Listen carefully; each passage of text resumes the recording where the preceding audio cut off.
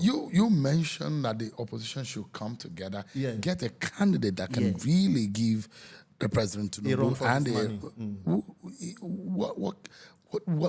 what does a candidate look like? Who do you think this candidate could be? The APC knows, the ADC knows, Nigerians know. A candidate the person that can beat APC. Yes. Who is there this are different person? people who can beat APC. Okay. But as it is in the coalition today, the coalition knows exactly the yearnings. And if you try to put aside the yearnings of the young population in this country, you are going to be running yourself into a very tight corner and a difficult situation. You saw it in 2023. A man came from nowhere. They said he had no structure, he had nothing, but somehow was able to get about 6-point-something million votes.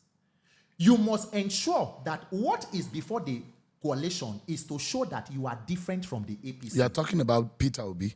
I mean, in 2023. You think that Peter Obi is a candidate that can defeat? If Peter Obi has a ticket from the ADC and gets a viable candidate as before 1 o'clock, they will be packing things from the villa out. But Tinubu beat Peter Obi in 2023. With which result? And that is what we are telling you now. What caused the glitch in 2023? Where exactly did the votes come from? You lost Lagos. Do you know that Peter Obi beat Tinubu home and away? Tinubu left Etiosa Ikoyi in Bodilon where he lives. He voted in Alausa and Ikeja. Obi won Ikeja and Alausa. Tinubu lost FCT. The elections and the magic that happened is known between Yakubu Mahmoud, Buhari, and the Tinubu, and them as how INEC announced the result in the middle of the night when men were asleep. So as it is today, the ADC has a decision to show that you are different, because even part of the coalition there are people who also help to form the APC. We should not forget that. So as it is, the question will be, what are you doing differently? Are we disgruntled because we just want to change thief? Because you are not benefiting from this current trend of stealing. So let us change a better thief that will favor me. So that when it favors you, it becomes grace and testimony. No.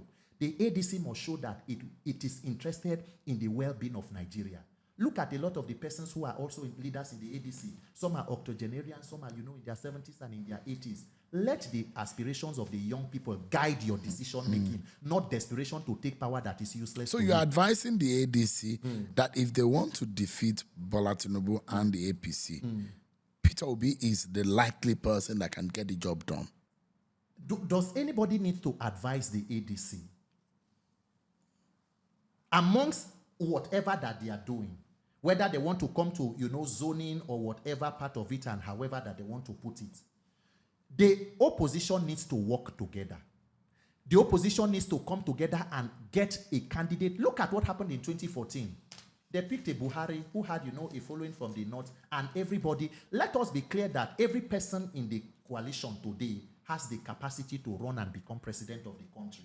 The question is, what is expedient at a certain time? Between Peter Obi and Atiku in the ADC, who do you think could actually get the job done? Considering Atiku's personality, he had more votes than Peter Obi in the last election. And there are those who say, if both of them pair, there might be a formidable force against the ruling party in 2027. Because, of course, that statement is coming because they paired in 2019. As it is today, sir, do we want to move backwards or move forward? The personal physical stamina that is needed to be president and to lead this country is quite an experience. Do you want to have... Remember that we had a Buhari who was in government. So you are disqualifying Atiku because of... I'm not disqualifying anybody. What I'm saying is that you are thinking that Peter Obi is far and above Atiku in the pecking order, in your own view, in terms of selection of who can get the job done. What I'm telling you, Atiku has been vice president. Obi has been governor. Everybody, they all have their capacities in their different rights. The opposition must work together as a team. In this working together, you must ensure that you mirror the aspirations of young people and to get a candidate who has not just the competence but the character and the proven track record to stand with the people and to show that when it comes to government, there can be accountability and due process where people can believe in that system. And that is why I'm telling you about the factor of the personal physical stamina, mental agility that is needed. And we had a Buhari. And that is in Peter Obi. We had a Buhari.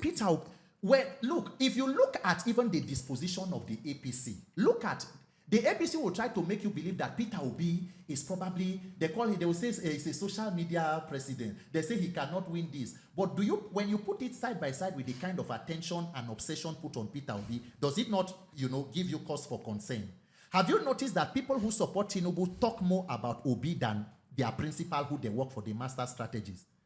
If you look at Bayo Ononuga, when there is a blunder from their government, instead of coming out to explain what the current government is doing, they will tell you what would Peter Obi have done. That should tell you everything that you need to know. So what I'm telling you, because you did not, I'm not yet as holding brief for Peter Obi. I do not work as. But you're a lover of Peter Obi. I voted for him in 2023. Would you still vote for him if he gets the ticket in 2027? If he doesn't get the ticket, then we are going to look for candidates. Look, Nigeria is not one man's, I don't know how to put it. There is no, say, a messiah. There are leaders that are good for a time. It does not mean, if the system is working, Mr. Shehu Okinbaloye, if you have the competence and capacity, you can be president of this country. You can be the Senate president. I can be the speaker. I can be Senate president. Our brother and sister here.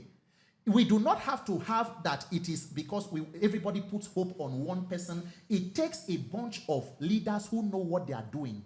So in 2027, even aside from the presidency, there must be deliberate attention put on the National Assembly to drain the swamp, to ensure you do not pack it with a bunch of invalids who have no desire to better the country. So as it is today, it is up to Nigerians, both the people who are suffering, the millions of victims of this rudderless leadership, and the leaders in the opposition to think of a way to salvage this country and not a way to satisfy personal political wishes and ambitions. We had a Buhari who kept treating ear infections overseas.